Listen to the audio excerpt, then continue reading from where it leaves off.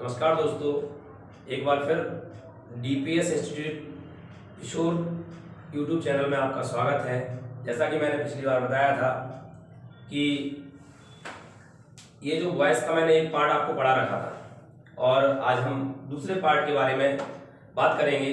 और मैंने सभी विद्यार्थियों से बोल रखा है कि जल्दी ही मेरा दूसरा वीडियो आपके यूट्यूब चैनल पर आ जाएगा। तो जैसे लास्ट सेंटेंस के साथ मैंने एंड किया था उस वीडियो का, वहीं से हम शुरू करते हैं। उसमें मैंने आपको बताया था कि कैसे एक सेंटेंस नो चेंज होता है। तो देखिए, यहाँ पर जो क्रियाएं होती हैं वो दो प्रकार की होती हैं। पहली क्रिया होती है ट्रांजिटिव वर्ब और दूसरी होती है इंट्रांजिटिव वर्ब। चूंकि ट्रांजिटिव वर्ब को हिंदी में हम सकर्मक कहते हैं और इंट्रांजिटिव वर्ब को अकर्मक क्रिया कहा जाता है। अब सबसे बड़ी प्रॉब्लम स्टूडेंट्स को ये आती है कि सर हम कैसे पहचाने कि कोई क्रिया सकर्मक है या अकर्मक है। इट मींस कि ट्रांजिटिव वर्ब है या इंट्रांजिटिव वर्ब है। तो आपके लिए एक बेसिक फंडा है, वो बेसिक फंडा मैं आपको आज बताने वाला हूं, जिसके सहायता से आपको ट्रांजिटिव और इंट्रांजिटिव जो वर्ब होती है उनको पहचानने में कहीं से कहीं तक प्रॉब्लम नहीं आने वाली है। तो जैसे मैं आपके ये ट्रांजिटिव वर्ब जो होती है, किसी भी वाक्य में, जैसे हमारा ये सेंटेंस लिखा हुआ है, किसी भी वाक्य में जब भी हम क्या और किसे, दो वर्ड मैं आपको बता रहा हूं, क्या और किसे, इन दोनों शब्दों से प्रश्न किया जाता है, इन दोनों शब्दों से प्रश्न किया जाता है, तो हमें यदि हमारा ऑब्जेक्ट मिलता है तो समझ लीजिए वो वर्ब ट्रांजिटिव है, और यदि हमारा ऑब्जेक्ट नहीं मिलता है तो वो वर्ब इंट्रांजिटिव है। कहेंगे सर ऐसे समझ में नहीं आया। देखिए, ये जो क्या होता है, क्या से हमें हमेशा निर्जीव ऑब्जेक्ट मिलेगा। क्या से मिलेगा भाई? नॉन लिविंग, हम कह सकते हैं नॉन लिविंग ऑब्जेक्ट मिलता है। नॉन लिविंग ऑब्जेक्ट मिलता है हमेशा आपको कैसे? क्या से। और किसे से हमेशा कैसा मिलता है? Living object. लिविंग ऑब्जेक्ट यानी कह सकते हैं किसी व्यक्ति का नाम आ सकता है, किसी कह सकते हैं कि व्यक्ति, लड़की, लड़का, या कोई भी सजीव ऑब्जेक्ट आपको मिल सकता है किसी की सहायता से, जबकि क्या की सहायता से आपको हमेशा निर्जीव ऑब्जेक्ट मिलने वाला है। अब इसके लिए मैं आपको एक छोटा सा एग्जांपल यहां पर दिखा देता हूं।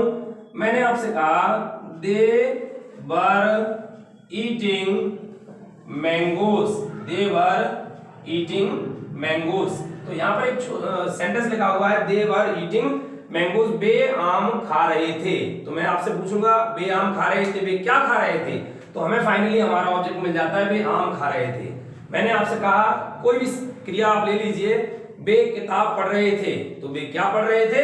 किताब। मैंने आपसे कहा कि बे मुझे बुला रहे थे, बे किसे बुला रहे थे? बे मुझे बुला रहे थे। तो मुझे हमारा कौन सा ऑब्जेक्ट मिल गया? Living object. जबकि मैंने आपसे कहा कि जो हमारा नॉन लिविंग ऑब्जेक्ट होता है, निर्जीव ऑब्जेक्ट जो होता है, वो हमेशा कैसे मिलेगा? क्या से। और क्या से मिलेगा निर्जीव ऑब्जेक्ट, जबकि किसे से मिलने वाला है आपको? सजीव ऑब्जेक्ट। अब आप कहोगे सर ऐसे तो हमने देख लिया कि ये हमारा कौन सा ऑब्जेक्ट है? निर्जीव और सजीव। तो ये वर्ब कैसी हो जाती है? ट्रांजिटिव वर्ब हो जाती है। लेकिन इंट्रांजिटिव वर्ब के लिए कैसे? जैसे ये दो एग्जांपल आपके सामने लिखे हुए हैं, दे रीच्ड स्टेशन यस्टरडे, बे स्टेशन पहुंचे कल, बे कल स्टेशन पहुंचे, बे स्टेशन कल पहुंचे। इसका हिंदी अर्थ हो जाएगा बे स्टेशन कल पहुंचे। अब मैं कहूंगा आपसे बे स्टेशन कल क्या पहुंचे, तो क्या आपको कोई ऑब्जेक्ट मिल रहा है? नहीं, आपको ऑब्जेक्ट नहीं मिल रहा है, अर्थात हम कहेंगे ये जो रीच हो जाएगी वो कैसी वर्ब हो जाएगी? Intransitive verb. मैंने कहा आई वेप्ट लाउडली, मैं जोर से रोया, मैं जोर से क्या रोया? तो भाई इसका ऑब्जेक्ट आपको नहीं मिल रहा है। तो आपके सामने कम है, गो है, अराइव है, रीच, किराया, बीट, ये सभी इंट्रांजिटिव वर्ब दी गई हैं। जबकि मैं कह सकता हूं राइट, रीड, बाय, सेल, ईट, कट, फ्लाई, ये सभी कैसी वर्ब दी गई हैं? ट्रांजिटिव। बस आपको बेसिकली यही देखना है कि ऑब्जेक्ट यदि है तो ट्रांजिटिव वर्ब है, ऑब्जेक्ट नहीं है तो इंट्रांजिटिव वर्ब है। तो हम आगे देखेंगे, जैसा कि मैंने अभी आपको ट्रांजिटिव और इंट्रांजिटिव वर्ब दोनों बताई हैं। इसके आगे अपन बात करेंगे सिंपल सेंटेंस में ही दूसरा भाग इसका जो हो जाता है वो होता है इंपेरेटिव सेंटेंस। तो सबसे पहले हमारे लिए ये समझना जरूरी है कि क्या होते हैं इंपेरेटिव सेंटेंस। इंपेरेटिव सेंटेंस का मतलब होता है आदेशात्मक वाक्य। क्या होता है? आदेशात्मक वाक्य। अब आप कहेंगे सर आदेशात्मक वाक्य क्या होते हैं? तो भाई इनकी देखो हिंदी में और अंग्रेजी में दोनों में मैं आपको पहचान बताऊंगा। आदेशात्मक जो वाक्य होते हैं इनकी हिंदी और अंग्रेजी में पहचान ये होती है कि हिंदी में तो इनके आखिरी में ओ की मात्रा होती है, ओ की मात्रा होती है। घर जाओ, यहाँ बैठो, चुप रहो, ऐसे ही वाक्यों को हम क्या कह देते हैं, आदेशात्मक वाक्य कह देते हैं। बल्कि हम आपसे बात करेंगे अंग्रेजी की पहचान की। तो अंग्रेजी की इसकी 3 सबसे बड़ी पहचान होती है जो आपके सामने यहाँ पर लिखा हुआ है। वर्ब की फर्स्ट फॉर्म डोंट, प्लीज या काइंडली। मतलब अगर किसी सेंटेंस का प्रारंभ वर्ब की फर्स्ट फॉर्म से है तो वो हमारा इंपेरेटिव सेंटेंस होगा। यदि किसी वाक्य का प्रारंभ डोंट से है तो वो हमारा सेंटेंस इंपेरेटिव होगा। और यदि किसी वाक्य का प्रारंभ प्लीज या काइंडली से है तो वो सेंटेंस हमारा हमेशा कैसा होगा, इंपेरेटिव। अब इन इंपेरेटिव सेंटेंस को पैसिव में कैसे बदलेंगे, सबसे बड़ी प्रॉब्लम बच्चों की। सर पहचानेंगे कैसे, मैंने आपको बता दिया, पहचानो फर्स्ट फॉर्म से, डोंट से या प्लीज और काइंडली से। उसके बाद हमारे सामने ये समस्या आती है कि उनको हम ट्रांसलेट कैसे करें। आपने सर सिंपल सेंटेंस में बताया था, ये ऑब्जेक्ट को उठा लाओ, ये लगा दो, वो लगा दो। लेकिन आपको इतना ध्यान रखना है कि जब कोई भी सेंटेंस वर्ब की फर्स्ट फॉर्म से या डोंट से शुरू हो, वर्ब की फर्स्ट फॉर्म से या डोंट से शुरू हो, तो ऐसे सेंटेंस को पैसिव में बनाने के लिए हमेशा लेट का यूज करना पड़ता है। किसका यूज करना पड़ता है, लेट का। अब लेट का जब हम यूज करेंगे तो लेट का यूज कैसे किया जाता है वो मैं आपको यहाँ पर दिखा देता हूं कि जब कोई सेंटेंस वर्ब की फर्स्ट फॉर्म से शुरू है तो ऐसे सेंटेंस में सबसे पहले लेट लिखा जाता है, देन ऑब्जेक्ट, बी वर्ब की थर्ड फॉर्म, देन अदर। जैसे एक एग्जांपल ले लेते हैं, मैंने आपसे कहा buy a book now, buy a book now. अब इसमें अपन कहेंगे ऑब्जेक्ट क्या है, तो जैसा मैंने आपको पिछले वीडियो में बताया हुआ था कि वर्ब की फर्स्ट फॉर्म यानी मेन वर्ब के बाद आपको हमेशा ऑब्जेक्ट मिलेगा, तो इसका ऑब्जेक्ट कौन सा हो जाएगा, ये। तो सेंटेंस वर्ब की फर्स्ट फॉर्म से शुरू है इसलिए इसको हम लेट से शुरू करेंगे। तो लेट के बाद क्या आने वाला है, a book, let a book, book के बाद आएगा बी के बाद वर्ब की थर्ड फॉर्म। अब यहाँ पर बाय की थर्ड फॉर्म सभी को याद होनी चाहिए। थर्ड फॉर्म के लिए मैंने आपको बोल रखा है कि वो थर्ड फॉर्म आपको याद करनी ही है, तो इसके लिए बाय की थर्ड फॉर्म होती है बॉट, BOUGHT। देन आपको इसमें बाय नहीं लगाना पड़ता है। कौन सा वाला बाय, प्रीपोजिशन वाला बाय, वरना आप सोचो सर ये वाला बाय, प्रीपोजिशन वाला बाय नहीं लगाना पड़ता है। जो अदर वर्ड्स दिए गए हैं उनको आप यहाँ लिख सकते हो। मेरा सेंटेंस पैसिव में चेंज हो चुका है, let a book be bought now. Next हम कहेंगे अगर सेंटेंस में डोंट है, बोले सर डोंट होगा तो क्या करेंगे, भाई कुछ नहीं करना है, ऑब्जेक्ट के बाद नॉट लगाना है, बी से पहले नॉट लगाना है। दो ही चीजें याद रखनी है, ऑब्जेक्ट के बाद और बी से पहले आपको नॉट लगा देना है। बोले डोंट कॉल मी, मुझे मत बुलाओ,